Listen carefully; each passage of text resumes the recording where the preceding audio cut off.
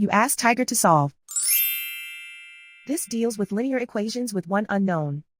The final result is x equals -15. Let's solve it step by step. Simplify the expression. Break up the fraction.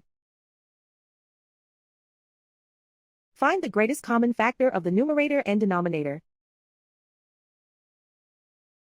Factor out and cancel the greatest common factor.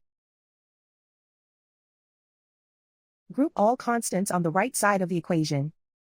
Subtract 2 from both sides. Simplify the arithmetic.